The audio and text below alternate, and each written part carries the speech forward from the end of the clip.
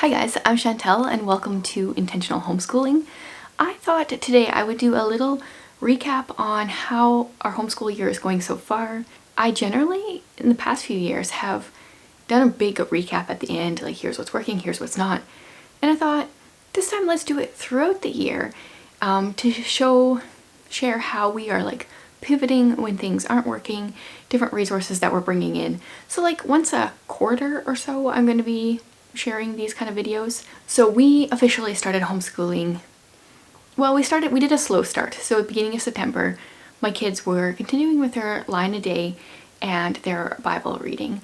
My son started with, actually it's right here. He started with the 10-minute Bible. This was recommended in the comments of, I think, the curriculum video that I shared. And he just finished this earlier this week. So now he is starting on the story for kids that I shared in a recent haul. I found that at the thrift store. I had been wanting him to read the story, and then I found the story for kids. So that worked out really well. So they do the Bible and line a day all year long.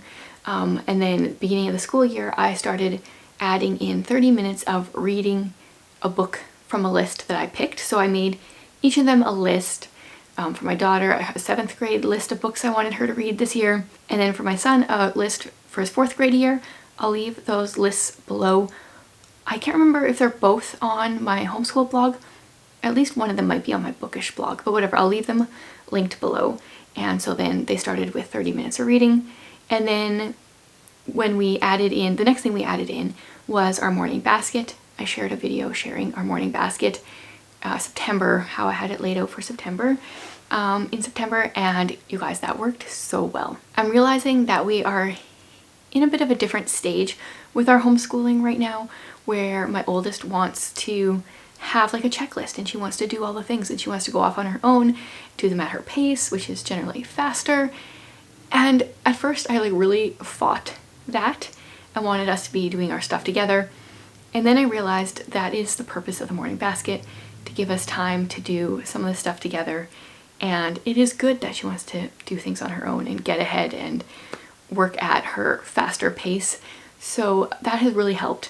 I'm going to be doing a morning basket update probably in the next few weeks, sharing what we had done for October and doing for November kind of thing. The basket doesn't change a ton from month to month, but every few months it does. And then I'm planning on doing a completely separate one for December with like Christmas stuff. And then closer to the end of September, we officially started our year. We started off with the solar system unit, and we finished that up in just a few weeks. The kids both wanted to start with a solar system unit, so we started doing it together, and then my daughter went off and kind of did the rest on her own, and I worked one-on-one with my son, which worked out really well actually. I just barely put a blog post up on my blog yesterday of our favorite solar system book resources that we used. I checked out a ton of books from the library. A bunch of them were duds, but I have a list of the good ones. So I'll also leave that linked below. During the last month and a bit, almost 2 months I guess it's been, we also have gone on a couple field trips, which have been good. They've all been not really planned by me, spur of the moment, or planned by like my kids. So it's been good, but I would like to get back into planning some as well. So something that has worked well, but also I would like to do more of. So this year, for the first time ever, especially since at the end of September all our foster kids left, all 3 of them, we've been able to be into a little bit more of a routine than a rhythm, where I wake up the kids by 8 or 8:30 depending on the day. Started out with 8:30, but I'm slowly bumping it to 8, and by 9 o'clock we're starting our morning basket. And I used to hate that, like that much structure, but it's really working for this year. So we do a morning basket for half an hour, and then after that I work with my son. My daughter goes off and does her stuff, and then when my son is done working with me, he does his independent stuff. That's like the general routine for the day, and that's been working really well. And then afternoons are friend time, audiobook time, extra project time. It's when my daughter works on her YouTube channel generally. She has a Lego YouTube channel that it's been fun to watch her start. She does all sorts of Lego videos, but she gets so excited when she sees her subscriber count growing, or like one of her videos last I saw was over 4,000 views, and it's been up for like a month now. and her excitement at watching like those numbers climb is so much fun. And then also just the dedication, like making sure this isn't something that's just going to be she's going to be doing for just 1 week, but trying to get her to show up consistently and be posting and scheduling videos and stuff. I think it's teaching her some really good skills and habits as well. Okay, so then going forward, there's a few, like I said, there's some things that I'm really liking, but there's a few things that I want to add in. So one thing that I always feel bad about is there are things that I want to be doing, like art type things or different things that I feel like we just don't get enough time for, or when I try to add it in, it ends up just being too much. So I created what I'm calling menu pages.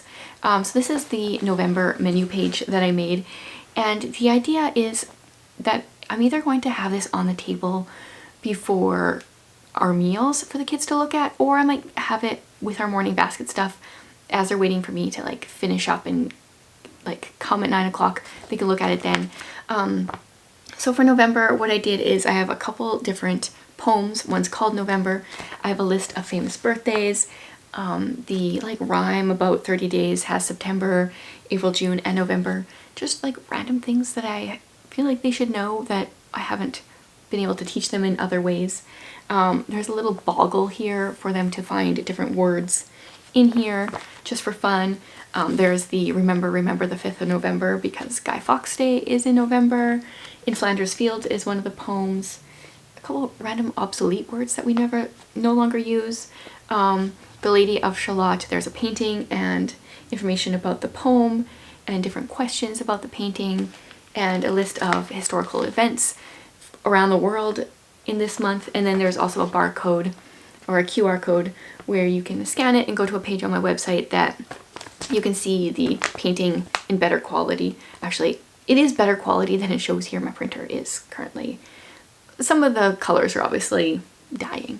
And then there's other videos and stuff that you can watch. So I'm excited to add this in because I feel like it ticks some boxes off of my mental list that I haven't been able to get to.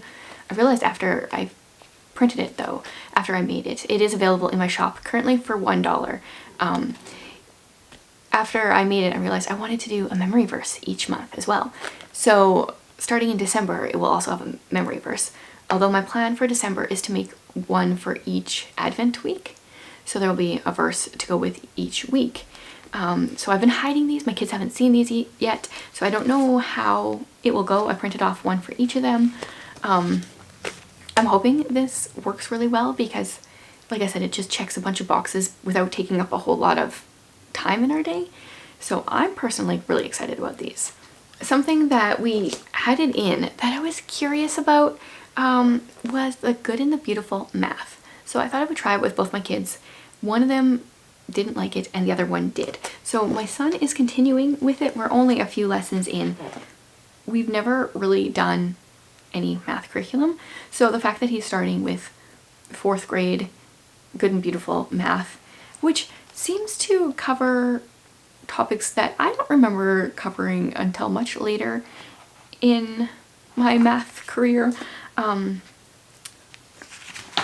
I don't know where I started this sentence. He's enjoying it. I'm surprised that he's doing as well as he is and enjoying it as much as he is. So I first started by printing it in black and white. I would recommend not doing that. They have these weird little dots, which I think in color, I don't know if you can see that, kind of makes sense. But in black and white, it's actually very distracting. So the last few lessons here, I did print in color. Although, do these ones don't have those same little dots? Oh yeah, they're there. I don't know what the point of those is. So I do feel like you need to print them in color because some of the pages didn't really make a whole lot of sense in black and white, which is frustrating because these are available for free on their website. But I would be okay with ordering the printed copy. It's $50 for their each grade for their math, and it has a huge course book. They do like a memory, what's it called? I have it printed as well. Mental math, that's what it is, and there's other things as well. It's $50 American, but when I went to put that in my cart, it would cost me $85 to ship it to Canada. To ship a $50 thing. So $50 plus 85. I couldn't justify that. So I'm just going to be printing it out a few lessons at a time as we go. I don't know how long we will continue with this, but he's already on lesson 4.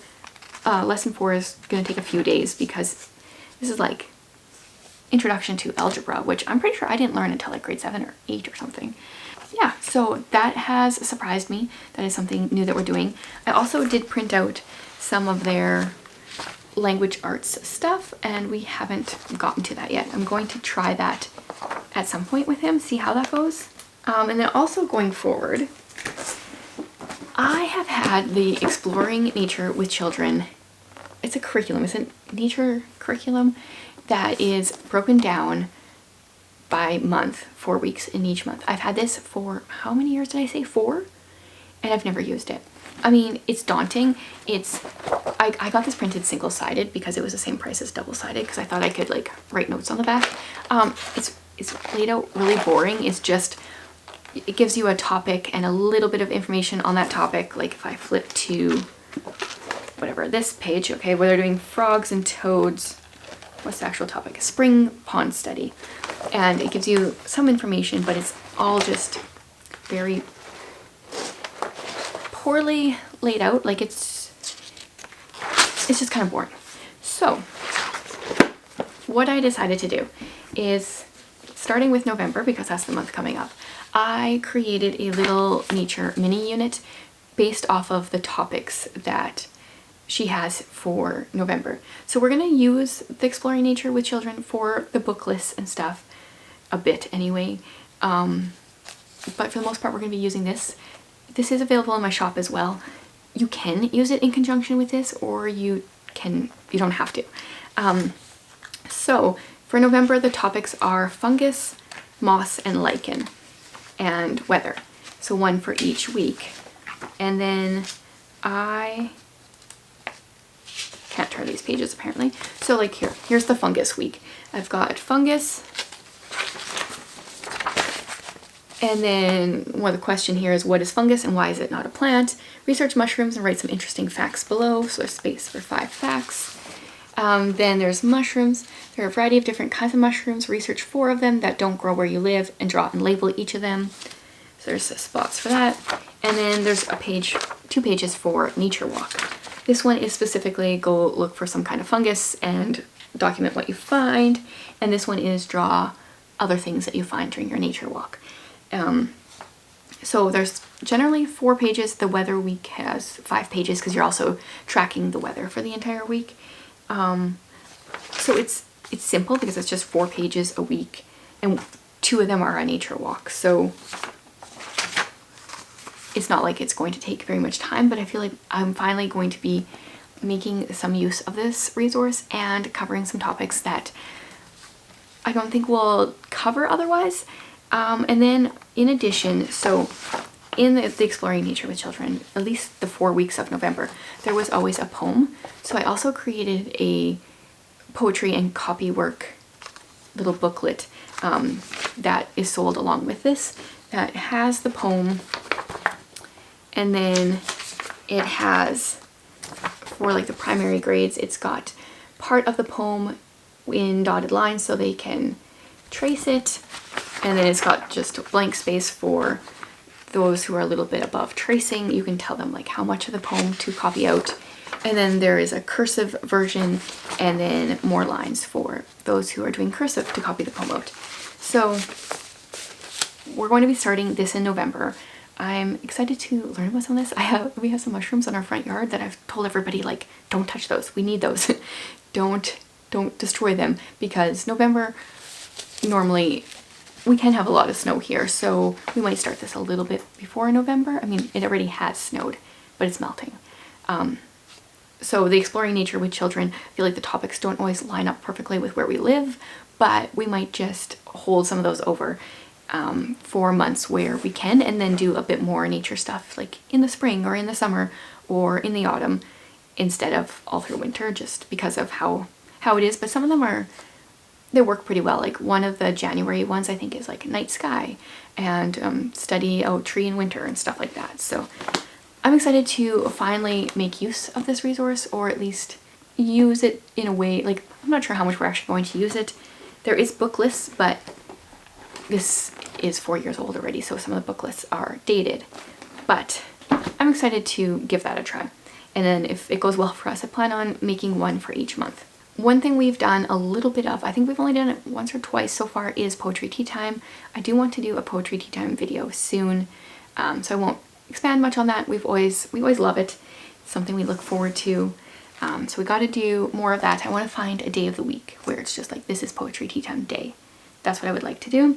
And then moving forward, my son chose the Emperors, Kings, and Queens unit, so that's what he's going to be working on next. And my daughter decided to do a different unit. She is going to be doing the England unit. So that's going to be her stuff going forward. So the next like 4 weeks or so, that's what they're going to be working on. Probably 5 weeks, because we don't usually, these each have 20 lessons per unit, and we don't usually do 5-day weeks. So it will probably take us about 5 weeks to get through that. So there is a little look into what's been working, what we're changing, and kind of what we've been using and what we're going to be using going forward. I would love to hear any like tweaks that you've been making in your homeschool year, any resources you've come across that you've enjoyed or that you are new to you, or something that you think we might like. Please leave them in the comments below. Thanks for being here, guys.